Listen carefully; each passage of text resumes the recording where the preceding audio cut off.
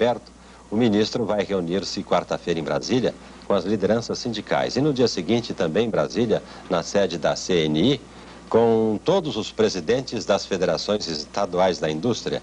Presença já confirmada também de Mário Amato, que regressa amanhã do Japão. Nos dois encontros encadeados, o ministro vai discutir uma fórmula de acordo voluntário capaz de estabelecer um pingo de disciplina no reajuste do preço e do salário. Sem essa disciplina negociada, a política do arroz com feijão não vai segurar o apetite da inflação. Ela só trabalha com freios monetários e fiscais.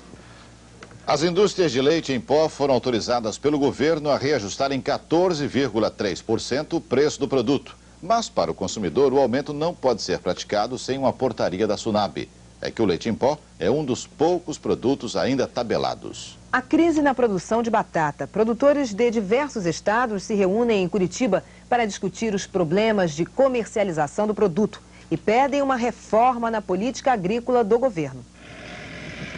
A produção nacional de batata estimada para este ano é de 1.400.000 toneladas. Só no Paraná estão sendo colhidas 500.000 toneladas, 35% do total. As lavouras mais produtivas ficam no município de Contenda, na região metropolitana de Curitiba. Daqui estão saindo 80.000 toneladas. Apesar do ritmo acelerado, a colheita desta safra começou com um mês de atraso. Mais da metade do que foi plantado ainda está no chão, o que já provocou o apodrecimento de 20% da produção. O atraso na colheita aconteceu por causa da espera dos produtores por um melhor preço de mercado, o que acabou não ocorrendo. Um saco de 60 quilos hoje está sendo vendido em média por 120 cruzados, enquanto o custo de produção está em torno de 450 e 500 cruzados. Quer dizer, o produtor só está vendendo para não aumentar ainda mais o prejuízo. O senhor fez algum financiamento em bancos para custear a plantação? Fiz. De quanto? De 400. Incluindo 70% sobre esse valor, no final da safra você vai ter que pagar 680 mil cruzados. Vai dar? Não vai dar. Mas se para o produtor a situação é crítica, para o atravessador a hora é de aproveitar. Foi de lavada, de preparada, por quanto é que o senhor entrega no mercado? A 270 ou a 280. Para corrigir a situação, produtores de batata de Minas Gerais e de São Paulo se uniram aos do Paraná num só movimento. Neste encontro em Curitiba, foi formada uma comissão nacional do setor que vai pedir ao governo federal a eliminação da correção monetária e a prorrogação de prazo para os financiamentos. No Rio Grande do Sul, o protesto é o mesmo, embora o produto seja diferente. Lá é a questão da uva. Os produtores de uva de 11 cidades da região nordeste do estado protestam contra o preço mínimo da uva. Os produtores queriam que o governo fixasse em 11 cruzados e 52 centavos o preço do quilo do produto. Mas hoje à tarde o preço foi fixado em 9 cruzados. E os produtores não aceitaram. Com faixas e cartazes, os agricultores protestaram nas ruas de Bento Gonçalves, a 125 quilômetros de Porto Alegre. 300 quilos de uva foram jogados fora durante a manifestação. A colheita já começou e a safra prevista para este ano é de 500.000 toneladas de uva. Leila. Mais 3 líderes da rebelião militar são presos na Argentina. Bom, e o tenente-coronel Aldo Rico está preso numa solitária, hein? Nós voltamos daqui a pouquinho. Até já.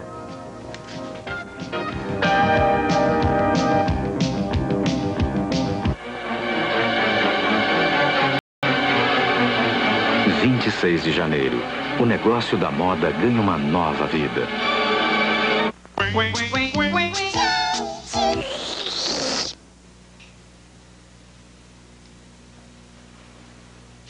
Quando a criança urina bem, tem bastante água. Mas se urina pouco, está se desidratando através de vômito e diarreia. A moleira funda, as olheiras e a pele seca são outros sintomas da desidratação.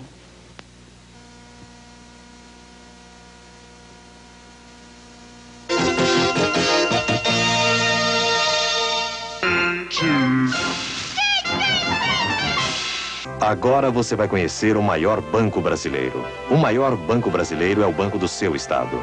Porque o banco do seu estado está integrado ao banco de cada estado do país. E forma a maior rede, 3.300 agências. Veja só uma das vantagens. Você desconta o seu cheque em qualquer parte do país. Use os serviços do maior banco brasileiro, o banco do seu estado, que faz tudo por você.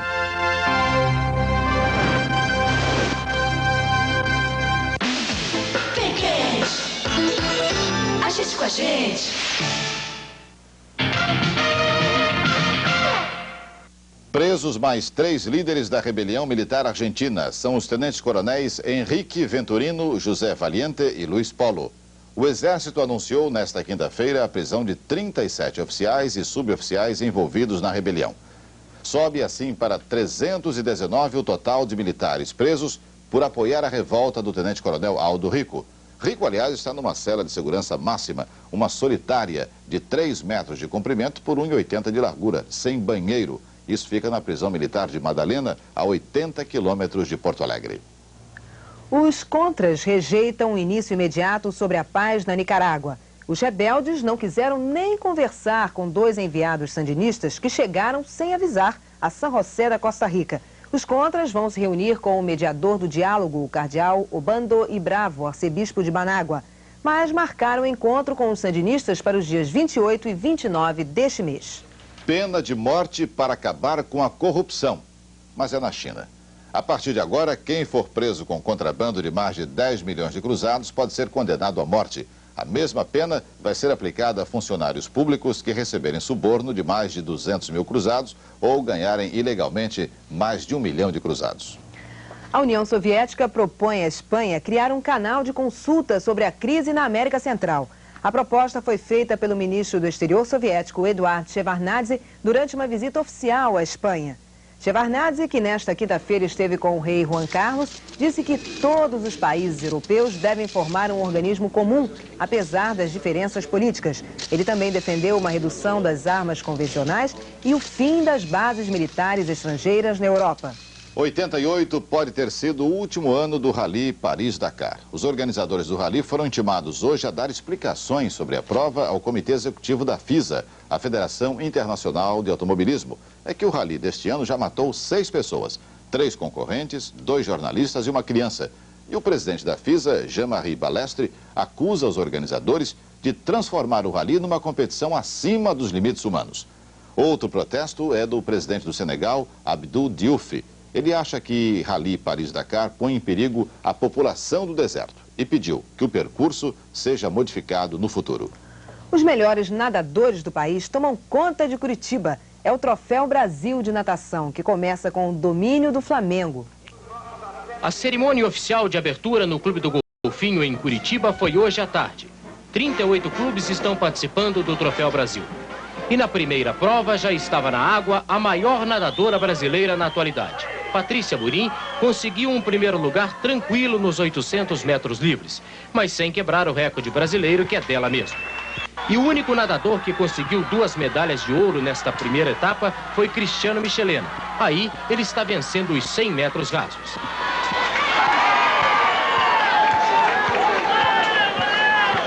Agora os 800.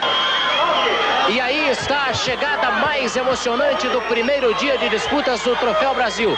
Cristiano Michelena na raia 5 e Davi Castro na raia 4. E a vitória é de Cristiano Michelena do Flamengo. E com essa vitória, o Flamengo vai garantindo a liderança na classificação geral depois desse primeiro dia de disputas.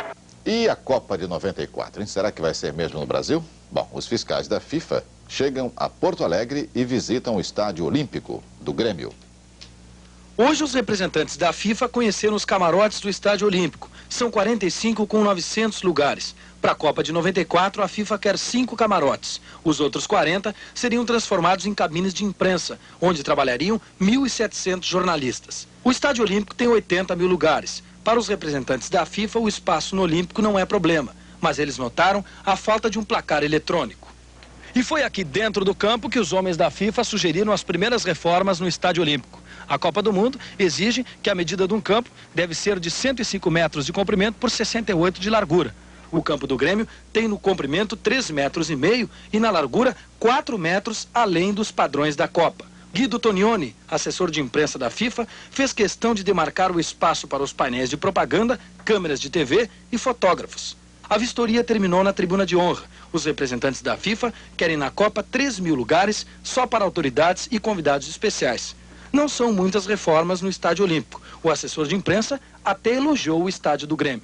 O estádio é bueno, é suficiente, mas para uma Copa do Mundo necessitamos um estádio perfeito.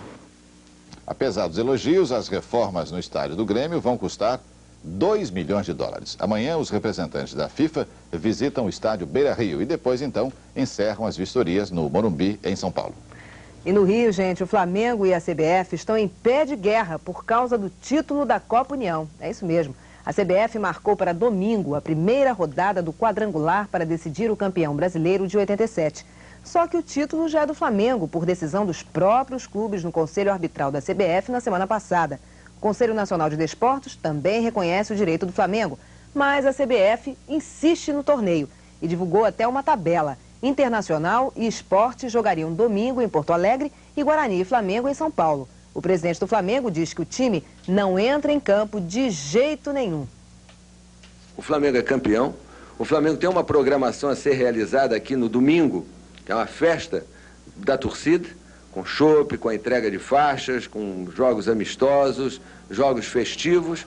E o Flamengo vai cumprir a sua programação e não tem nada a temer. Cruzamento, volto a dizer, nem pensar. E se a CBF decidir punir o Flamengo, suspender o Flamengo?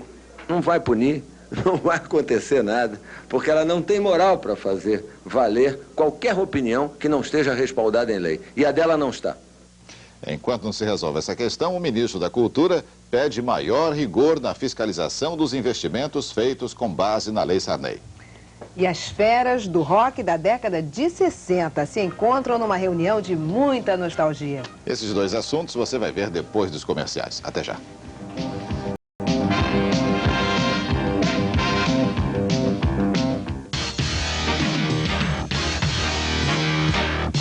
Visual colorido em equipamentos para mergulho.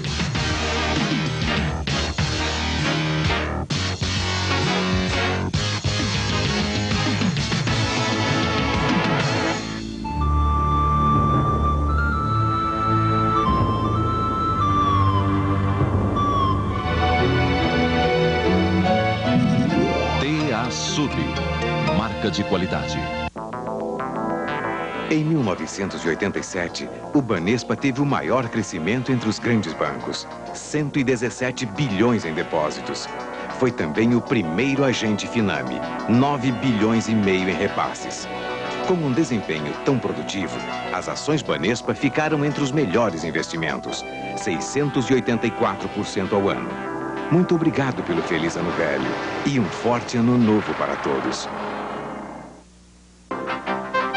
Um homem de negócios tem os pés no chão? Nem sempre.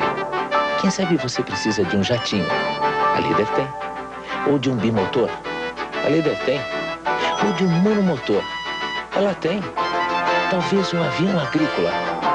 Através da Líder você compra qualquer aeronave importada e toda a linha Embraer, com assistência e manutenção autorizada. Líder, soluções que chegam voando. Acidente com um avião da empresa TAB em Vilhena, a 700 quilômetros de Porto Velho, em Rondônia. O Bandeirante, com 11 passageiros e 2 tripulantes, caiu perto de um depósito de gás situado a apenas 600 metros do aeroporto de Vilhena. 5 dos 11 passageiros ficaram feridos, alguns com fraturas. O avião fazia a rota Cuiabá-Vilhena-Juína e era pilotado pelo comandante João Batista Lucieno e por uma copiloto identificada como Carmencita. A cidade gaúcha de Roque Gonçalves, na região das Missões, parou hoje de luto e chocada com uma tragédia. Tudo começou quando a família Ville se banhava nas margens do rio Ijuí. Dona Ivone, a mãe, sentiu-se mal dentro d'água. O marido Castilho tentou salvá-la e também se afogou. Na tentativa de salvar o casal, os 3 filhos se atiraram na água. Ângela, de 20 anos, Neuza, de 18 e Edson Ville, de 16 anos. Todos também acabaram desaparecendo na forte correnteza. Os corpos só foram encontrados na madrugada de hoje. O ministro da Cultura vai fiscalizar os investimentos que algumas empresas estão fazendo em obras culturais com base na Lei Sarney. O ministro Celso Furtado disse hoje em Brasília que estão acontecendo alguns abusos na aplicação do dinheiro. O ministro já pediu um levantamento no Ministério da Fazenda. Isso só poderá ser modificado com fiscalização, e nós estamos fazendo essa fiscalização, exigindo auditorias, e estamos agora iniciando outra forma mais estrita de fiscalização no caso dos investimentos, que são blocos de dinheiro maior e onde pode mais facilmente haver um desvio na aplicação, porque aquele que precisa do dinheiro para investir, geralmente, é a posição fraca, ao passo que aquele que se beneficia do incentivo para dar dinheiro do governo a outros é uma posição forte. Essa assimetria aí é que tem criado, abriu a porta a abusos, que nós não podemos comprovar, porque nunca chegou por escrito nada, pois se chegasse ao Ministério, imediatamente aplicaria a lei, e a lei prevê, inclusive, pena de prisão para abuso na Lei Sarney e na aplicação dos recursos. E o ministro Celso Furtado entregou hoje ao presidente Sarney um projeto para a criação da Fundação Palmares. Essa fundação vai ser responsável pelo desenvolvimento das atividades culturais da população negra de todo o país. O outro objetivo da Fundação Palmares vai ser o de reprimir a discriminação racial, que, segundo o ministro Celso Furtado, continua existindo. Monstros pré-históricos no Brasil e problemas de voo com o pai da aviação. São alguns dos assuntos de Márcia Peltier. Um brasileiro vai estar nas telas americanas a partir de agosto. É Jorge, um Brasileiro, o filme baseado no livro de Oswaldo França Júnior. E Oswaldo França Júnior começou mesmo esse ano com o pé direito. Ele acertou com a Ballantines Book, uma das maiores editoras americanas, o lançamento de Jorge, um Brasileiro em livro de bolso, o que significa uma tiragem de no mínimo 200 mil exemplares, o que para nós, brasileiros, já é tiragem de best-seller. Santos Dumont, o brasileiro voador, corre o risco de não voar. É que o filme baseado no livro O Brasileiro Voador, de Márcio Souza, está com alguns problemas de produção. O maior deles é o preço dos balões e dirigíveis que o filme vai precisar. Eles custam, em média, 40 mil dólares e a crise econômica está no ar para todos. Mas Lauro Corona, que deve fazer o papel de Santos Dumont, não precisa se preocupar. Nem tudo foi para os ares. Eu soube que a diretora do filme, Tsuki Yamazaki, já tem 2 produtores americanos interessados em investir no Brasileiro Voador. E aí o filme decola. E é Márcio Souza quem promete um outro livro que vai ser a grande curtição. O Mundo Perdido, segunda parte. Uma continuação do livro O Mundo Perdido, do escritor inglês Conan Doyle. O livro de Conan Doyle é cheio de monstros pré-históricos. O livro de Márcio Souza também. Só que no livro de Márcio Souza, os monstros são empresários pré-históricos, que a mocinha inglesa encontra em Manaus. Empresários que, segundo Márcio Souza, estão em extinção na Inglaterra desde o século XVIII. O sonho não acabou. Pelo menos para o grupo americano The Mamas and the Papas, que está viajando pelo mundo, revivendo o tempo em que o lema era paz e o amor. O The Mamas and the Papas está no Brasil e se apresenta no Rio e em São Paulo. Quando John Phillips, um dos integrantes originais dos The Mamas and the Papas, foi procurado há 8 anos por empresários com a proposta de reunir de novo o grupo, ele levou um susto. Mas no prazo de 1 ano, o que era impossível aconteceu. John convidou o velho amigo Scott McKenzie, que compôs a música San Francisco. Depois foi a vez da própria filha de John, Mackenzie Phillips, que sabia mais as músicas do grupo do que o próprio pai. Aí, eles reencontraram Spunky McFarlane, uma velha amiga de Mama Cass. A grande família dos The Mamas and the Papas estava reunida de novo. Hoje, eles estão viajando o mundo, revivendo um pouco o tempo da paz e do amor. Uma volta sem nostalgia, mas com o espírito alegre de uma década em que a juventude queria mudar o mundo.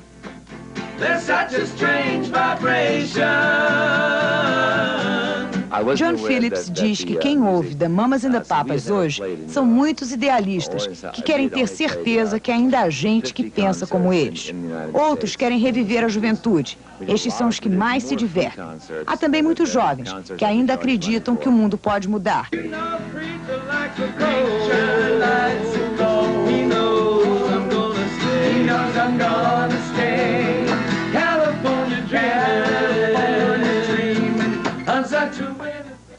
Os cabelos estão cada vez mais ralos ou então começam a embranquecer.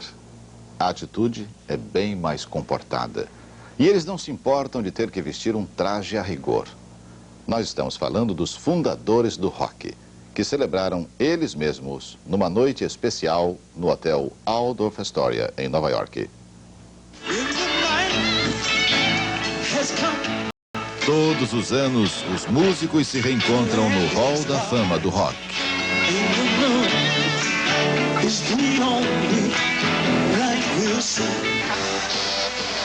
O que sobrou dos Beatles estava lá. George, Ringo, a viúva de John Lennon com os 2 filhos dele, Julian e Sean. Só Paul McCartney não foi. Mandou um bilhete dizendo que não era hipócrita de abraçar os ex-companheiros porque tem diferenças com eles. George Harrison respondeu com elegância, dizendo que Paul é muito querido. Bob Dylan foi apresentado por Bruce Springsteen, que disse ser Dylan o irmão que ele nunca teve.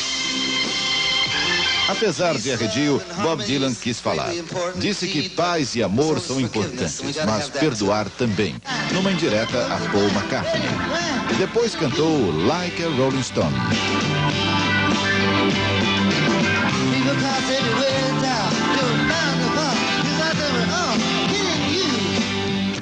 Mick Jagger, acompanhado por Bruce Springsteen, terminou o show. 20 anos depois, mostrou uma música que já virou história.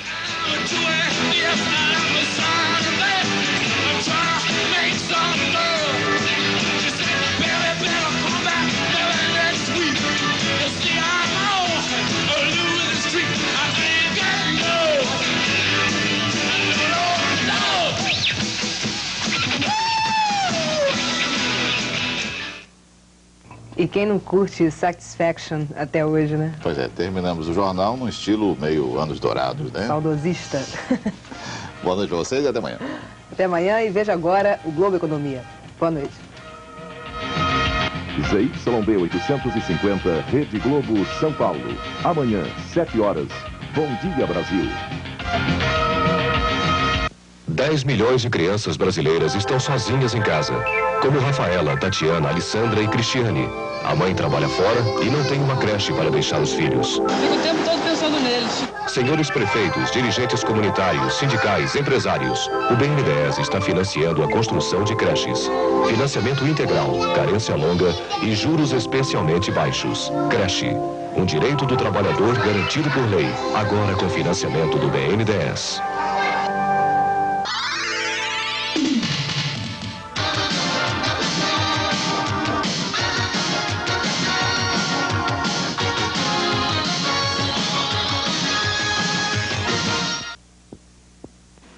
Boa noite. Parece que as indústrias de carros começam a ficar preocupadas com a queda nas vendas, porque as financeiras das indústrias de carro já estão tentando facilitar as vendas de carro. Elas aumentam o prazo e baixam os juros. Não foi todo mundo que tomou essa decisão, mas as indústrias que fizeram isso já representam a maioria. Elas estavam trabalhando antes com um prazo máximo de 6 meses nos juros pré-fixados. As taxas chegavam a 1.300% ao ano. Agora, o prazo foi para 9 meses e os juros estão em 1.150% ao ano. É o equivalente a 23% ao mês. Essa taxa de 23% ao mês é relativamente baixa. As financeiras, em geral, trabalham com esse nível de juros em prazos menores. Financiamentos de 9 meses, que são raríssimos em taxas pré-fixadas, geralmente são feitos com juros maiores do que esse. E nessa área de financiamento ao consumidor tem mais uma novidade hoje. Um dos maiores bancos do país aumentou muito o prazo dos seus financiamentos pós-fixados. São aqueles financiamentos que são corrigidos de acordo com a inflação. Antes eles faziam empréstimos desse tipo por apenas 6 meses. Agora esse grande banco está financiando o consumidor num prazo de até 24 meses. A expectativa de inflação para janeiro fica cada dia maior. Agora ela já passou dos 16%. A própria taxa do overnight, determinada todo dia pelo governo, aponta para isso, para uma inflação de 16,1%. Bom para o pessoal que fica torcendo para a correção monetária da caderneta de poupança ser alta, porque parece que ela vai mesmo ser muito alta. Mas isso porque os nossos preços é que subiram demais. A taxa do overnight hoje foi para 24,2%. As bolsas pararam de subir. A de São Paulo fechou em alta mínima de 0,2% e a do Rio caiu 0,5%. O dólar continua idêntico, 98 cruzados, São Paulo e Rio. Em compensação, no câmbio oficial, ele passa dos 80 cruzados a partir de amanhã. O dólar vai custar 80 cruzados e 21 centavos. E o ouro na Bolsa de Mercadorias de São Paulo subiu hoje exatamente tanto quanto o overnight ou a desvalorização cambial. O preço do grama subiu 11,50 e fechou em 1.516 cruzados e 50 centavos. Os jornais de hoje estão dizendo que o compulsório do álcool e da gasolina vai acabar. Ótimo. Mas e todo esse compulsório que a gente está pagando desde julho de 86? Como é que fica? Será que um dia a gente vai receber esse dinheiro de volta? O governo continua a dizer que sim, mas pelo jeito vai ser uma coisa no mínimo complicada. O processo da devolução, para começo de conversa, não começa tão cedo. Primeiro, o governo vai imprimir um formulário que a gente provavelmente vai ter que comprar na papelaria. Isso ainda não tem data, não se sabe quando a gente vai ter que fazer isso. Preenchido esse formulário um dia no futuro, e entregue ele à Secretaria da Receita Federal, o governo vai processá-lo. Depois, a Receita Federal manda toda a listagem com o nome de cada contribuinte para o Banco do Brasil. O Banco do Brasil recebe uma lista com o nome da pessoa e as cotas do FND, o Fundo Nacional de Desenvolvimento, a que cada pessoa tem direito. Cada tipo de carro vai ter direito a um número X de cotas. E é aí que começa o problema. A gente pagou em dinheiro, mas recebe cotas de volta, cotas do FND, que em tese, mas só em tese, vão poder ser negociadas num mercado secundário. Dinheiro mesmo a gente só tem chance de ver lá pelo final de 1990. E assim mesmo, só se o FND tiver dado lucro. Caso o fundo se revele lucrativo, aí uma quarta parte desse lucro vai ser distribuída a quem pagou o compulsório, como se fosse um dividendo. E ainda a casa própria. Os bancos privados vão mesmo tentar trabalhar com a maior garantia possível, garantia contra prejuízos no sistema financeiro da habitação. E isso quer dizer que os bancos privados tendem a dar preferência aos financiamentos de valor maior que pagam juros maiores. Eles tendem também a pedir uma entrada maior para o mutuário. Mas a Caixa Econômica Federal garante que esse não é e nem vai ser o seu caso. A Caixa Econômica Federal vai continuar a financiar 90% do preço do imóvel, sempre que o financiamento for de até 3.500 OTNs. 3.500 OTNs hoje dão mais ou menos 2 milhões de cruzados. E isso, no caso da Caixa, vale para imóveis novos e também para imóveis usados, ao contrário dos bancos privados. Nesses casos, o mutuário, na Caixa Econômica Federal, precisa dar só 10% de entrada, o que num imóvel de 2 milhões de cruzados significa uma entrada de uns 200 mil cruzados, mais ou menos. Uma boa noite e até amanhã.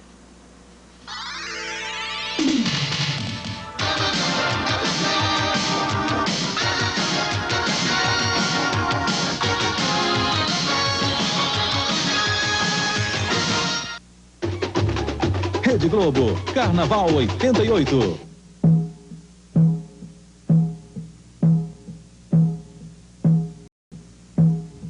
Alô, nação barroqueira, estamos aí de novo.